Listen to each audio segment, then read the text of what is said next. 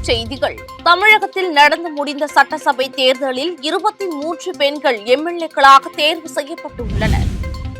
இன்று நடைபெறவிருந்த அதிமுக எம்எல்ஏக்கள் கூட்டம் ரத்து செய்யப்பட்டது. தமிழக சட்டமன்ற தேர்தலில் 46 தனி தொகுதிகளில் 23இல் தாவேகா வெற்றி பெற்றுள்ளது குறிப்பிடத்தக்கது. அமெரிக்க அதிபர் டொனால்டு டிரம்ப் பிரதமர் நரேந்திர மோடிக்கு வாழ்த்து.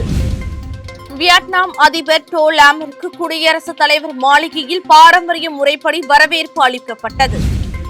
பிரதமர் மோடி வியட்நாம் அதிபர் டோ லாம் புதுடெல்லியில் இன்று சந்திப்பு. விரிவான செய்திகள். தமிழக சட்டசபை தேர்தலில் தமிழக வெற்றிக் கழகம் 108 இடங்களை பெற்றது. தேர்தலில் திமுக, அதிமுக, பாஜக, காங்கிரஸ் உள்ளிட்ட கட்சிகள் சார்பில் மாநிலம் முழுவதும் போட்டியிட்ட பெண் வேட்பாளர்களில் தாவேகா சார்பில் 13, அதிமுக சார்பில் 6, மார்க்சிஸ்ட் கம்யூனிஸ்ட் கட்சியின் சார்பாக தேமுதிக, பாமக, காங்கிரஸ் சார்பில் தலா ஒருவர் என மொத்தம் 23 பெண்கள் எம்எல்ஏக்களாக தேர்ந்தெடுக்கப்பட்டுள்ளனர்.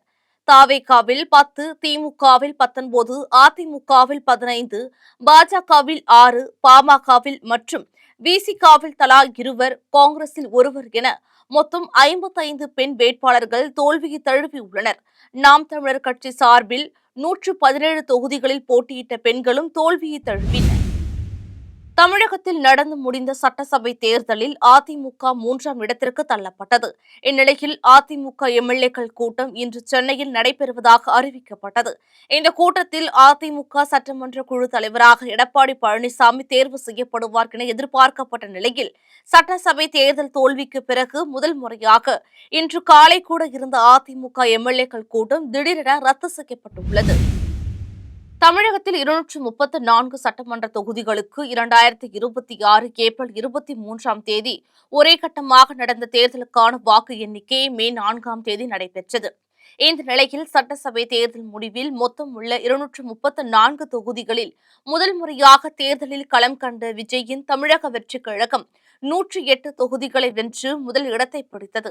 2026ஆம் ஆண்டு சட்டமன்ற தேர்தலின் போது தமிழகத்தில் மொத்தம் உள்ள 234 தொகுதிகளில் 44 பட்டியல் சமூகத்தினர் மற்றும் 2 பட்டியல் பழங்குடியினர் என மொத்தம் 46 சட்டமன்ற தொகுதிகளில் பட்டியல் சமூகத்தினர் மற்றும் பட்டியல் பழங்குடியினர் வேட்பாளர்கள் மட்டுமே போட்டியிடக்கூடிய வகையில் தனி தொகுதிகளாக ஒதுக்கப்பட்டுள்ளன. இதில் 23 தனி தொகுதிகளில் தமிழக வெற்றிக் கழகம் வெற்றி பெற்றுள்ளது குறிப்பிடத்தக்கது. 294 உறுப்பினர்களை கொண்ட மேற்கு வங்க சட்டமன்றத்தில் பாஜக 206 இடங்களை கைப்பற்றியுள்ளது. மம்தா பானர்ஜி தலைமையிலான திரிணாமுல் காங்கிரஸ் 80 இடங்களை மட்டுமே பெற்றுள்ளது. அசாமில் அக்கட்சி தொடர்ந்து 3வது முறையாக ஆட்சியை தக்க வைத்துக் கொண்டது. புதுச்சேரியில் உள்ள 30 இடங்களில் 18 இடங்களை தேசிய ஜனநாயக கூட்டணி கைப்பற்றி தெளிவான பெரும்பான்மையை உறுதி செய்துள்ளது. இந்த வரலாற்று சிறப்புமிக்க மற்றும் தீர்க்கமான தேர்தல் வெற்றிக்காக அதிபர் டிரம்ப் பிரதமர் மோடிக்கு வாழ்த்து தெரிவித்ததாக வெள்ளை மாளிகை செய்தி தொடர்பாளர் குஷ் தேசாய் கூறினார்.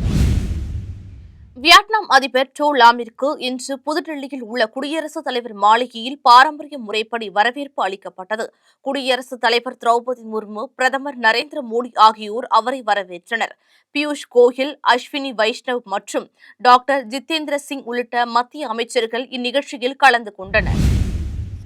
பிரதமர் நரேந்திர மோடி புதுடெல்லியில் இன்று வியட்நாம் அதிபர் டோ லாமுடன் பேச்சுவார்த்தை நடத்துகிறார்.